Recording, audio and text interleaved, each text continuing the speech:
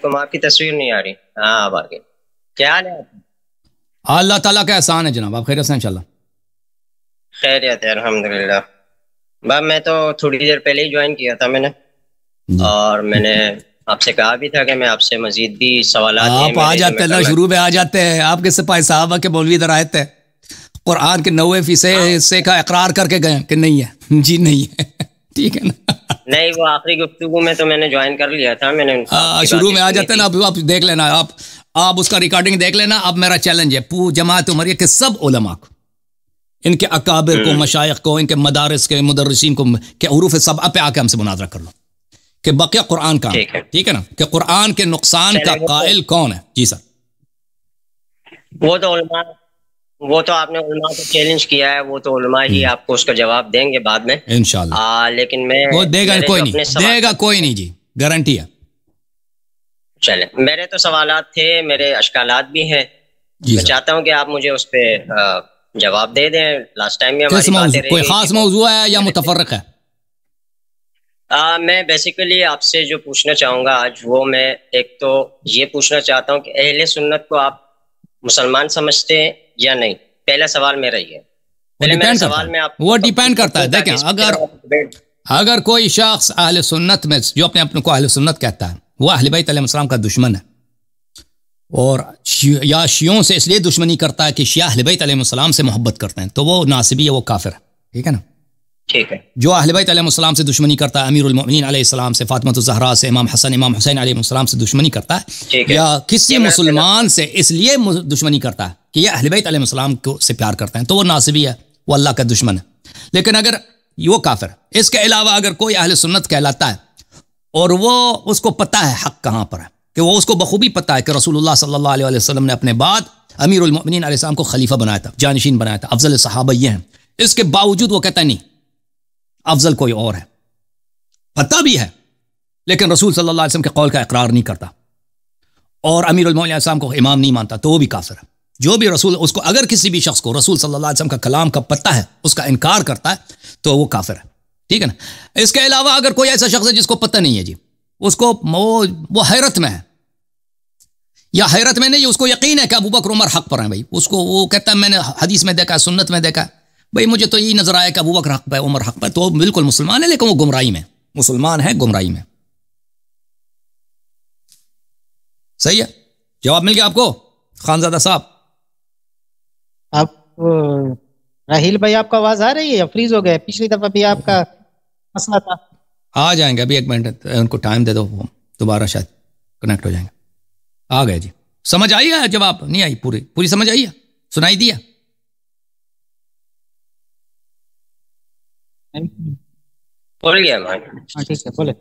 سنائی دیا پوری آپ کو؟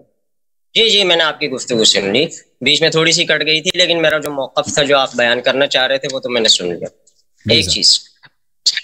اچھا، دوسرا سوال میرا آپ سے ہے، تقیہ کے حوالے سے ہے. جی سر. کہ کیا تقیہ کرنا وہ اسلام میں ہے، جائز ہے یا نہیں؟ بالکل قرآن میں ہے، سنت میں ہے. جی ہاں جی بالکل قرآن سے ثابت ہے، سنت سے ثابت ہے، رسول صلی اللہ علیہ وسلم کی سیرت سے ثابت ہے. بالکل، اگر ضرورت ہے، بلا وجہ نہیں، اگر ضرورت ہے. جی ہاں. ٹھیک ہے. اور ایک سوال میرا بدعت کے حوالے سے ہے کہ بدعت کی تعریف کیا ہے، اور بدعت کون سی چیزیں ہوتی ہیں؟ بدعت یہ ہے کہ اگر ایک چیز کو آپ شریعت سے نسبت دے دیں، جس کو اللہ اور رسول صلی اللہ علیہ وسلم اور اہل بیت طاہرین علیہ السلام نے حکم نہیں دیا ہے، ٹھیک ہے نا، جو انہوں نے ان کو بتایا نہیں، اسلام سے ایک اجنبی چیز ہے. آپ کوئی نماز بنا دیں، کوئی ایسا کوئی طریقہ بنا دیں، کوئی دعا بنا دیں، کوئی چیز بنا دیں، اس کو شریعت سے نسبت دے دیں، تو یہ بدعت ہے. اگر آپ شریعت سے نسبت نہیں دیتے، آپ کہتے ہیں کہ مجھے یہ کھانا پسند ہے، آپ نہیں کہتے یہ کھانا سنت ہے، یہ بھائی اسلام میں اس کا ثواب ہے، آپ کہتے ہیں مجھے پسند ہے، میں چکن کڑھائی مجھے پسند ہے. بھائی میں نہیں کہتا چکن کڑھائی جو ہے کیا ہے، یہ اس پہ میرے پاس حدیث موجود ہے، اللہ نے حکم دیا ہے کہ جو کھائے اس جنت چلا جاتا ہے. چکن کڑھائی ہمیں پسند ہے جی، وہ آپ کو یہ کوئی بدعت نہیں ہے. اگر آپ دین میں اس کو داخل کرتے ہیں نا، پھر یہ بدعت بن جاتا ہے. ٹھیک ہے، ہو گیا جی.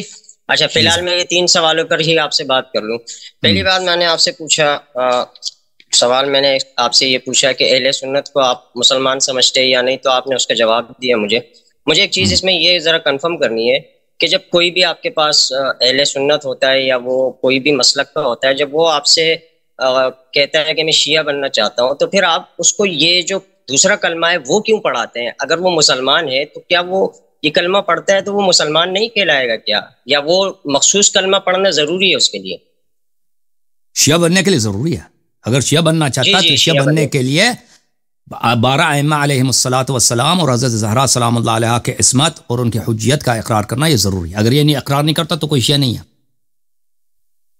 اچھا، یہ اقرار کرنا جو ہے، میں آپ سے ابھی اسی پہ تھوڑی گفتگو اگر کوئی شیعہ بننا چاہتا ہے، دیکھیں کوئی اگر شیعہ بننا چاہتا ہے، جو اسلام کے دائرے میں کوئی شخص داخل ہونا چاہتا ہے، جو شہادتین پڑھتا ہے وہ مسلمان ہے، مگر یہ کہ اس سے ہم ایک ایسی بات دیکھیں جو ناقض ایمان ہے، جو ایمان کو نقص کر رہا ہے. ٹھیک ہے نا؟ ایک شخص کہتا ہے میں شہادتین پڑھتا ہوں لیکن قرآن کو میں نہیں مانتا، قرآن کے فلان سورہ کو نہیں مانتا، یا رسول صلی اللہ علیہ وسلم کا فلان کام جو ہے وہ غلط ہے، نستجیر باللہ، اگر کوئی کہے تو یہ اگرچہ شہادتین پڑھتا ہے یہ کافر ہے، جو ناقض ایمان کوئی کام بجا لاتا ہے. لیکن جو شہادتین پڑھتا ہے وہ کسی بھی مسلک سے تعلق رکھتا ہو، وہ مسلمان ہے، مگر یہ کہ اس میں کوئی نقض ایمان والی بات ہو، یعنی اہل بیت علیہ السلام سے دشمنی کرے، فلان کرے. ٹھیک ہے نا؟ تو لذا جو شہادتین پڑھتا ہے وہ ہمارے نزدیک مسلمان ہے. اس کو اگر مر جائے اس کا غسل کرنا، دفن کرنا واجب ہے، چاہے وہ کسی بھی فرقے کا آدمی ہو. اگر وہ مرتا ہے تو اگر اس کا باپ مرتا ہے تو اس کو ارث ملے گا. ٹھیک ہے نا؟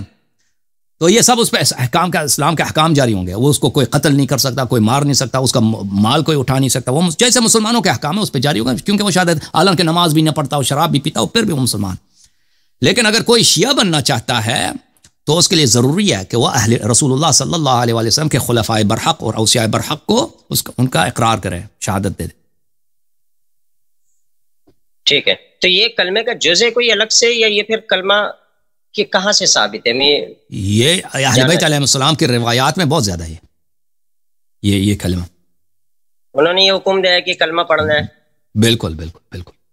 شروع کہاں سے ہوا یہ کلمہ پڑھنا؟ شروع کہاں سے ہوا ہے؟ یہ اسلام سے پہلے رسول صلی اللہ علیہ وسلم کے بعثت کے وقت یہ شروع ہوا تھا.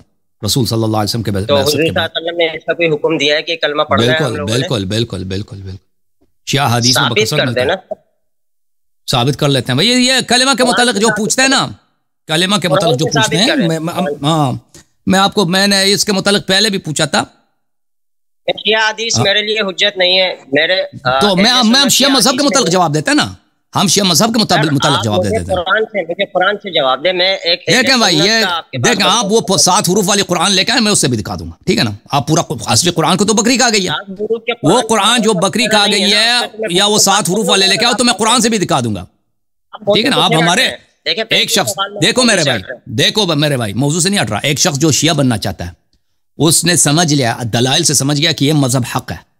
ٹھیک ہے نا؟ ایک شخص شیعہ بننا چاہتا ہے، وہ ہندو تھا، عیسائی تھا، اہل سنت جس فرقے سے بھی تھا، اب کہتا ہے میں شیعہ بننا چاہتا ہوں. اس کے لیے تو حجت ہے نا، شیعہ حدیث حجت ہے. اس کے لیے ہم کہتے ہیں کہ بھئی یہ اس چیزوں کا اقرار وہ اس کو خود شروع سے پتہ ہے، وہ اسی لیے شیعہ بننا چاہتا ہے کیونکہ وہ 12 اماموں کو ماننا چاہتا ہے. ٹھیک ہے نا؟ علیہم الصلوۃ والسلام. تو اس کے لیے تو حجت ہے. ہم نہیں کہتے کہ ہمارے احادیث آپ پر حجت ہے، ہم کبھی اس کا ادعا نہیں کرتے. لیکن ہم کہتے ہیں کہ جو شخص شیعہ بننا چاہتا ہے اس کو پتہ چل گیا ہے کہ اب میں اس مذہب کو قبول کر رہا ہوں کیونکہ مذہب پر حق ہے، تو اس مذہب کے سب احادیث اس کے لیے حجت ہے.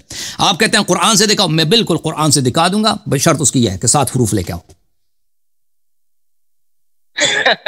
آپ ہنس رہے ہیں نا؟ ابھی آپ کے مولوی آئے تھے نا، انہوں نے خود اقرار کیا ہے کہ قرآن کے 7 حروف میں سے 6 غائب ہے، 90% قرآن ہی غائب ہے. 90% قرآن بھی. آپ کے مولوی شیخ صاحب ادھر آئے تھے، وہ ہم اس پہ ہنس رہے تھے. ابھی ہنس رہے ہیں نا؟ ابھی آپ نے پورا مناظرہ نہیں دیکھا. اگر آپ دیکھ لیتے ہیں، چھوٹا سا سوال ہے، اپنا کلمہ ثابت کر دے قرآن سے. عرض پورا قرآن دکھاؤ نا پہلے، میری کتب سے ثابت کر دیں. 6 حروف دکھاؤ، قرآن کے ہم دکھا دیتے ہیں. 6 حروف اپنا دکھاؤ، 6 حروف اپنا 6 حروف لے کے آؤ، ہم دکھا دیں گے بھائی. ٹھیک ہے نا بھائی؟ جب تمہاری اصلی دیکھو بھائی، میں قرآن سے دکھا دیتا ہوں، کوئی بات، میں قرآن سے 6 آپ کو دکھا دیتا ہوں تاکہ بالکل جو قرآن کی بے حرمتی کرے میرے بھائی وہ مسلمان ہے کافر ہے؟ مجھے بتانا ذرا. میرے سوال کا آپ جواب دیتے ہیں، پہلے میرے سوال کا. ٹھیک ہے، میں سوال کے جواب دے رہا ہوں. آپ کے سوال سے اس کا ربط ہے. جو قرآن کی بے حرمتی کرے، او بھائی آپ مسلمان ہیں نا، آپ کو ڈر کیوں ہے؟ آپ قرآن کی بے حرمتی کرتے، آپ کرتے ہیں. جو قرآن کی بے حرمتی کرے، جو شیخ صاحب جو قرآن کی بے حرمتی کرے وہ مسلمان یا کافر؟ آپ حرمتی کرتے ہیں قرآن کی. میرے سوال کا یہ جواب نہیں ہے آخوندزادہ صاحب. اگر بات کرنا چاہتے ہیں نا پیار سے محبت سے, میں آپ کے سوال کا جواب دینا چاہتا ہوں. میرا آپ سے سوال یہ ہے, جو میں نے نہیں کہا کہ میں کیا قرآن کی بے حرمتی کرتا ہوں یا نہیں کرتا ہوں, میں آپ سے یہ پوچھ رہا ہوں.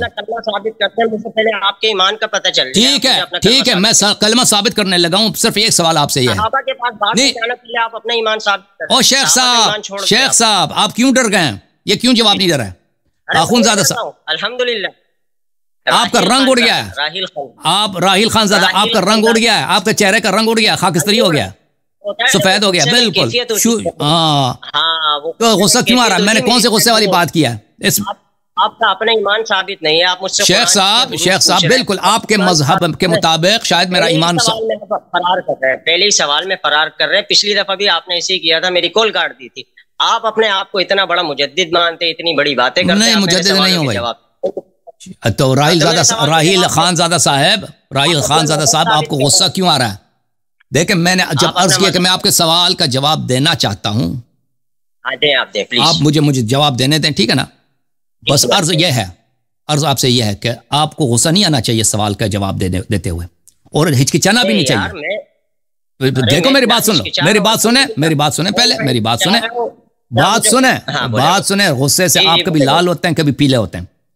جب میں آپ سے سوال کرتا ہوں کہ اگر قرآن مجید کی کوئی بے حرمتی کرے وہ مسلمان ہے یا کافر, تو آپ کو بخوبی پتہ چل گیا ہے کہ بات کہاں پہنچ گئی ہے. اسی لیے آپ کو غصہ آ رہا ہے, اور اسی لیے آپ جواب نہیں دے رہے ہیں, کیونکہ جس نے قرآن کی بے حرمتی کی ہے وہ کون ہے؟ وہ شیعہ نہیں ہے. وہ کون ہے وہ آپ کو پتہ ہے. آپ کے لال رنگ نے اور پیلے رنگ نے, غصے سے جو آپ لال ہو گئے پیلے ہو گئے, اس نے جواب دے دی کہ قرآن کی بالکل. ابھی جواب دے دیتے ہیں, جواب دیں گے یا نہیں دیں گے؟ میں آپ کو ایک دفعہ پھر موقع دے دیتا ہوں. قرآن کی جو بے حرمتی کرے وہ مسلمان ہے کافر ہے. آپ پہلے کلمہ ثابت کریں, میں نے 3 سوال کیے, پہلے مجھے جواب دیں. چلیں پھر میرے بات کے بیچ میں نہیں بولنا, ٹھیک ہے نا بھائی؟ میرے بات کے بیچ میں بالکل نہیں بولنا آپ نے. اچھا میرے بھائی, تھینک یو سر, بہت مہربانی آپ کی. راحیل صاحب, اب قرآن مجید سے کلمہ ثابت کرنا. یہ کتاب ہے میرے محترم ناظرین, صحیح مسلم, چاپ دار الفکر. اب اچھی طرح سننا بھائی, بھاگ کے نہیں, کاٹ کے نہیں جانا, ٹھیک ہے نا بھائی؟ صحیح مسلم ہے, سننا بھائی, میرے بیچ میں نہیں بول سکتے بھائی, میرے بیچ میں نہیں بولنا. آپ نے سوال کیا ہے, جواب دے, سن لو. سنہ 2003 میں چھپی ہے, باب التحریم بخمس رضعات, صفحہ نمبر 686. یہ عائشہ سے روایت ہے, ٹھیک ہے نا؟ آپ قرآن سے ثابت کرتے ہیں, آپ لوگوں کا عقیدت تو پتہ چلے نا کہ ان کے چہرے کا رنگ, یہ میرے بڑے ایجوکیٹڈ آدمی, تحصیل یافتہ آدمی ہے, تعلیم یافتہ آدمی ہے. جب میں نے پوچھا کہ قرآن کی بے حرمتی جو کرے وہ کافر یا مسلمان, ان کا چہرہ آپ لوگوں نے دیکھا نا, لال ہو گیا, پیلا ہو گیا غضب سے. کیوں یہ ہو گیا؟ کیونکہ اس مسئلے میں ان کے مذہب کی بربادی, اس مسئلے میں ان کے مذہب کا بطلان ہے کہ جو قرآن کی بے حرمتی کرے وہ اگر یہ کہہ دے کافر ہے, تو کافر کون بن جاتا ہے؟ اسی وجہ سے یہ لال ہو گئے.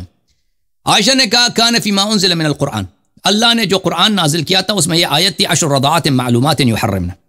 پھر وہ نص ہو گئی, ایک اور آیت اتر آئی 5 معلومات.